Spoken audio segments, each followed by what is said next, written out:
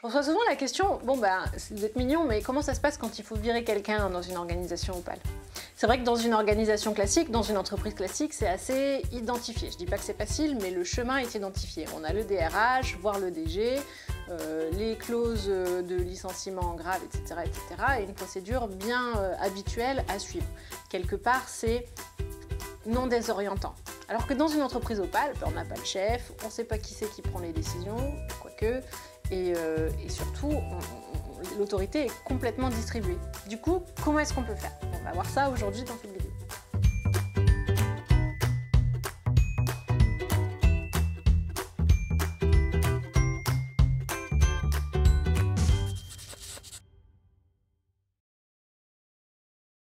La première chose, c'est que déjà, exclure quelqu'un, souvent ça fait peur. On n'a pas envie d'être le méchant qui dit « Tiens, toi, demain, tu n'auras plus de travail ».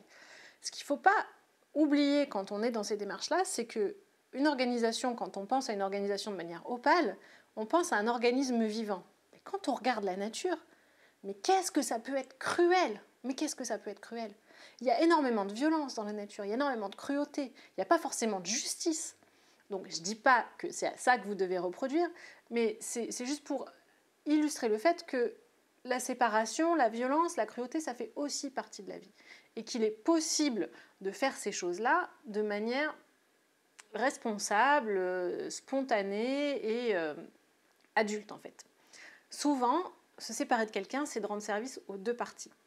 Ce que j'ai observé pour ma part dans les organisations opales que j'ai pu fréquenter de l'intérieur et celles que je suis de l'extérieur, c'est que en fait, les personnes partent toutes seules.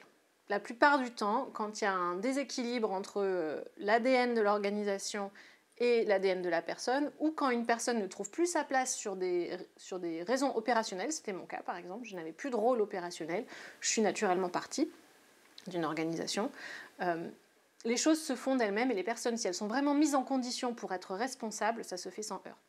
Une des choses que vous pouvez faire pour que ça se fasse sans heurts, c'est par exemple de définir avec l'ensemble de la communauté, de la tribu, quels sont les red flags, les lignes rouges qu'il ne faut pas franchir et au-delà desquelles la personne est virée ou sera exclue de la communauté.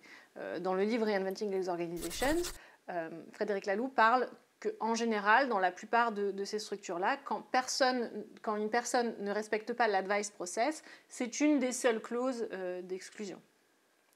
Je ne l'ai personnellement pas encore expérimenté, donc je ne saurais pas vous dire si c'est vrai ou pas, mais il parle sûrement d'expérience humaine. Une autre chose que vous pouvez mettre en place pour éviter de faire des séparations dans le sang, c'est d'avoir un processus de gestion de conflit qui est clairement établi et auquel vous pouvez faire appel de manière récurrente. Donc il y a tous les processus de gestion de conflit dont parle Frédéric dans son livre. Il y a aussi une ou deux vidéos que j'ai faites là-dessus et on est en train d'expérimenter quelque chose de nouveau à Open Opal, donc je vous fais un teaser, on a eu une tension récemment, donc je vous fais un petit teaser, mais si ça se reproduit, on a très peu de tension, mais si ça se reproduit et que ça se passe bien et que ce qu'on a mis en place se trouve être vertueux, je vous en parlerai dans une prochaine vidéo. En tout cas, un processus de gestion de conflit pour accompagner la personne avant la rupture, ça me paraît indispensable. Il ne faut pas oublier que les séparations, que ce soit dans un couple ou dans une société, ce n'est pas une grande décision, mais c'est une somme de petites décisions, de petites divergences qui font qu'à un moment, les deux routes se séparent parce qu'on n'a juste plus envie, on n'a plus rien à voir, on n'a plus rien à faire ensemble. Donc il ne faut pas le prendre comme une grosse décision, mais vraiment regarder tout ce chemin et voir comment est-ce qu'on peut accompagner ce chemin pour que chacun en conscience puisse dire non, non, mais moi c'est par là que je veux aller, et que l'autre personne en conscience puisse se dire non, non, mais moi c'est par là que je veux aller, il y a divergence, on est adulte et donc on considère qu'on comprend qu'on n'a plus de chemin à faire ensemble. Et ce n'est pas un drame, c'est souvent rendre service à la personne que lui laisser le libre choix de faire son chemin là où elle a envie d'aller, plutôt que de la forcer ou de la contraindre ou de la garder sur une route qui n'est pas la sienne, si elle n'en est pas consciente ou si elle reste pour des raisons qui sont extrinsèques, typiquement pour des raisons financières, ce qui est compréhensible, mais, ou par peur d'explorer ce saut dans le vide qui est le passage par la transition professionnelle. Un autre moyen de faire en sorte que ça se passe le mieux possible, c'est d'être au taquet sur la décidologie et sur la façon dont vous prenez des décisions. Si vous avez une organisation où le pouvoir est complètement distribué, c'est absolument essentiel de savoir comment se prennent les décisions et rien ne vous empêche de définir à l'avance un process de prise de décision particulier. Vous choisissez celui que vous voulez, vous en inventez un, qui s'appliquera au cas où on a une séparation à faire. Une autre règle d'or que j'aime beaucoup et que j'utilise beaucoup en ce moment, qui m'inspire énormément, c'est cette espèce de devise qui dit d'être hard on the content, soft on the people, c'est-à-dire être intransigeant sur la qualité de ce qui est produit, sur les actions des personnes, et très tolérant, accompagnant sur les êtres. Donc bien distinguer le faire et l'être, et d'être exceptionnellement exigeant sur le faire, et très accueillant et très inclusif sur l'être.